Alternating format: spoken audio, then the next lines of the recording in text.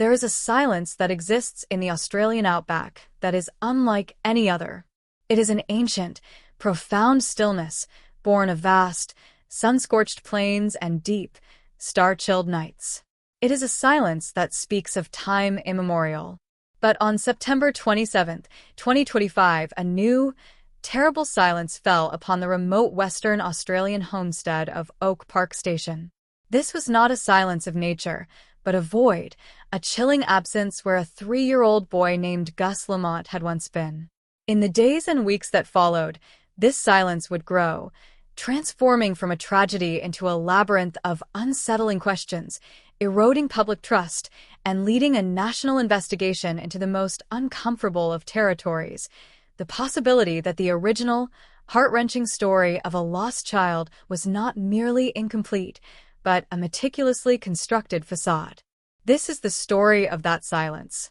It begins with a universal nightmare, a child vanishing from his home, but it has spiraled into a complex and haunting examination of human behavior, forensic contradictions, and the terrifying potential for deception at the heart of a crisis. The initial, powerful wave of national solidarity, marked by hundreds of volunteers and advanced technology scouring the harsh landscape, has receded, leaving behind a residue of profound doubt. The central, haunting question now is no longer just where is Gus, but a more sinister counterpart. If Gus did not simply wander into the vast, waiting wilderness, what truly happened within the confines of his home, and who is responsible for the impeccable silence that has followed? The first official record of the catastrophe was a phone call to emergency services. The voice on the line, belonging to Gus's grandmother, was, according to sources familiar with the investigation, etched with a raw, primal panic. The message was simple and devastating. Her grandson was missing. He had been on the property, and then, during a brief period of inattention, he was gone. The time was evening, a period of fading light and long shadows on the sprawling property, a detail that would later become a critical point of contention. The response was immediate and overwhelming, a testament to the collective societal instinct to protect a child. The remote location of Oak Park Station became the epicenter of a massive, coordinated effort. Local police were swiftly joined by state emergency service volunteers, their vehicles churning the red dust of the access roads. As night fell, the search took on an almost surreal quality. Australian Defence Force helicopters thrummed in the dark sky, their powerful searchlights cutting sweeping arcs across the scrubland, turning familiar trees and rocks into stark, monochromatic sculptures. On the ground, lines of volunteers, their faces set in grim determination, moved in coordinated grids, their calls of Gus's name absorbed by the immense quiet.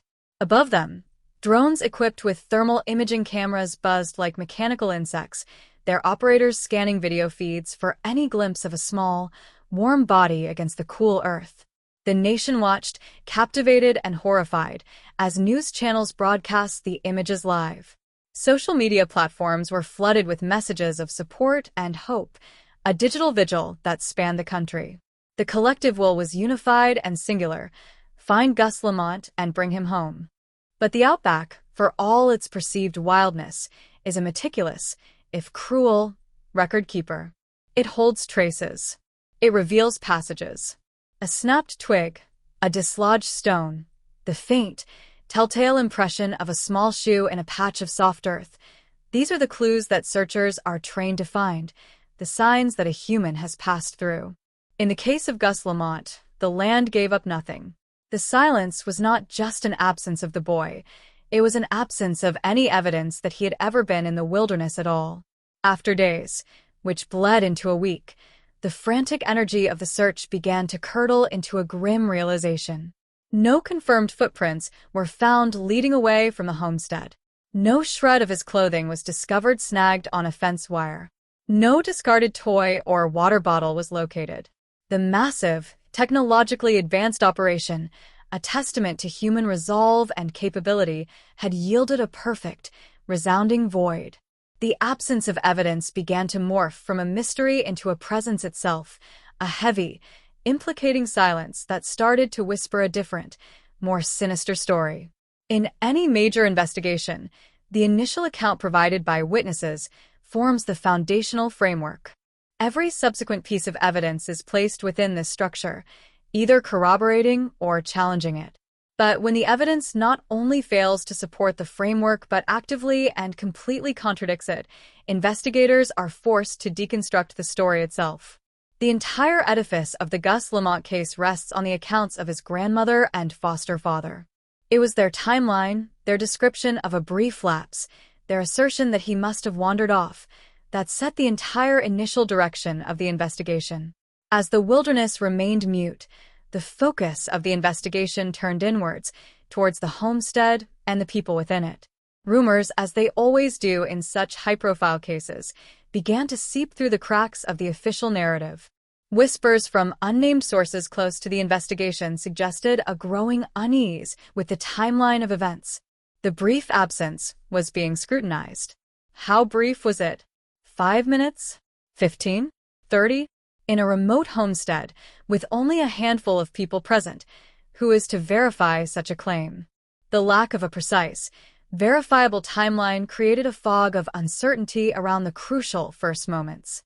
Furthermore, leaked information, never officially confirmed but widely circulated, pointed to strange inconsistencies within the home itself. Were there items missing that should have been there? Was there any evidence of a child preparing to go outside, or was the scene curiously sterile? Then came the analysis of behavior, a fraught and subjective science, but one that inevitably colors public and investigative perception. The grandmother and foster father had appeared before the media in the early days, their faces drawn with stress and fatigue. The public saw a grieving family, and much of the nation's sympathy flowed directly to them. However, some observers, including retired forensic psychologists and behavioral analysts quoted in media reports, began to note subtleties that did not align perfectly with the expected script of a parent or grandparent in the throes of a missing child crisis. The foster father, in particular, was described by some as remarkably composed. His statements to the press were measured, his emotional displays seemingly timed and controlled. Was this the admirable strength of a man holding his family together under unimaginable pressure? Or was it the calm, detached demeanor of someone who possessed knowledge others did not, who knew the frantic search was a futile, theatrical performance? The grandmother's grief was palpable and widely seen as genuine. But grief is a complex emotion, and its source is not always clear.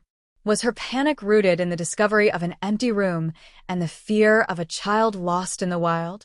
Or could it have been born from a horrifying discovery of a domestic accident, a moment of catastrophic negligence that then triggered a panicked, and perhaps mutually agreed upon, decision to conceal the truth?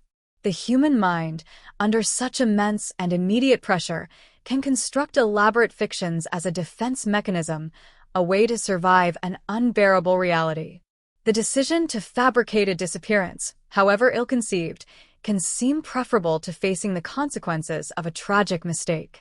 This shift in focus was dramatically reflected in the court of public opinion. The initial, unified hashtags of support began to fracture. Online forums and social media platforms became battlegrounds. One camp held fiercely to the presumption of innocence and the image of a grieving family being subjected to unimaginable torment twice over, first by the loss of Gus, and second by public suspicion. They argued that grief manifests in countless ways, that stoicism is a valid response to trauma, and that the family's cooperation with police was a sign of their innocence. The other camp, however, grew increasingly vocal. They pointed to the absolute lack of physical evidence as statistically impossible. They dissected every public appearance, every uttered phrase, searching for a slip, a micro-expression, a hint of deception. They argued that the simplest explanation was often the correct one, and that the simplest explanation here was that Gus never left the property alive. The division was deep and bitter, a microcosm of a wider societal tendency to gravitate towards either empathy or skepticism in the face of uncertainty. Speculation about motive formed a dark and tangled web. If there was deception, what was its engine? One theory suggested a desperate cry for attention, a twisted bid for sympathy or community support that spiraled horribly out of control.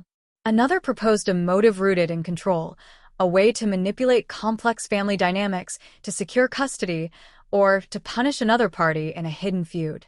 The most chilling theory, and the one that drove the most intense media scrutiny, was that the disappearance was a deliberate smokescreen to avoid scrutiny of another act.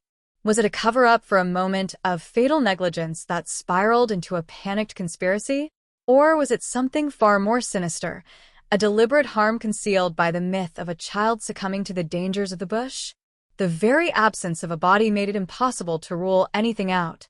The investigation, meanwhile, turned to the digital world, the domain where modern lives are so often laid bare. In the 21st century, it is nearly impossible to be a true ghost. Our devices create a digital shadow, a record of our movements, communications, and interactions. Police forensics teams meticulously scoured phone records, examining call logs and location pings from the family's devices. Vehicle telematics data was downloaded and analyzed, searching for any unusual journeys in the hours and days surrounding the disappearance. Every available traffic camera, private security system, and dashcam footage from a vast radius was collected and reviewed. Yet, Gus Lamont seemed to have become a digital ghost. The initial analysis of phone data reportedly placed the family's devices firmly at the homestead, seemingly corroborating their story. But investigators were left with questions. Were there gaps in the data, periods of inexplicable inactivity? Did the patterns of usage align perfectly with the stated timeline, or were there curious anomalies? The vehicle data, similarly, showed no record of a sudden, suspicious journey. But this lack of evidence was itself a form of evidence. It either meant that no such journey had taken place, supporting the wandering child theory, or it meant that whoever was involved was savvy enough to avoid creating a digital trail, a far more calculated scenario. Perhaps the most telling aspect of the investigation was the growing frustration from within the volunteer search teams. In leaked communications and off-record conversations with journalists, some volunteers expressed a nagging concern about the initial search coordination. There were suggestions that certain areas, often closer to the homestead or related to outbuildings, were initially deemed low priority, or were stated to have been already cleared by family members in the chaotic first hours. Were these legitimate assessments based on the family's knowledge of Gus's habits? Or were they subtle, deliberate misdirections, a way to steer the massive force of searchers away from a location that held the terrible truth? The idea that the very people guiding the rescuers might have been orchestrating a wild goose chase is a suspicion that cuts to the heart of the case's moral decay. The legal ramifications hanging over the household are immense. While no one has been named a formal suspect, the specter of potential charges looms large. These could range from obstruction of justice and making false reports to the police, to the far more serious charge of child endangerment, or worse. Every passing day without a resolution increases the pressure on investigators to make an arrest, to provide answers to a public desperate for clarity. The police walk a tightrope, needing to be seen as thorough and fair, while also applying enough pressure to shake loose the truth from what they increasingly seem to believe is a closed circle of knowledge. The erosion of public trust extends far beyond this single, tragic case. The foster care system, and the broader apparatus designed to protect vulnerable children, now finds itself under a harsh and unforgiving spotlight. If it were to be proven that caregivers entrusted with a child's safety were responsible for his disappearance and then orchestrated a massive deception, the damage to public confidence would be profound and lasting. It would fuel every skeptic's worst fears about the system, creating a ripple effect of suspicion that would impact countless innocent families and dedicated social workers. The case of Gus Lamont has become a proxy for a much larger anxiety about trust, responsibility, and the terrifying reality that sometimes the greatest danger to a child lies not in the vast, unknown wilderness, but within the walls of their own home. As of now, the silence persists. The investigation continues, a slow, methodical process of eliminating possibilities and tightening the focus. New, unverified leads occasionally surface, a reported sighting in a distant town, a new piece of footage being analyzed, a fresh interview with a previously overlooked acquaintance. Each one briefly reignites the public's attention, but so far, each has led to another dead end, another layer of complexity. The family maintains their original story, their legal representatives emphasizing their continued cooperation and their own suffering. The police remain tight-lipped, revealing little beyond the fact that the case is active and complex.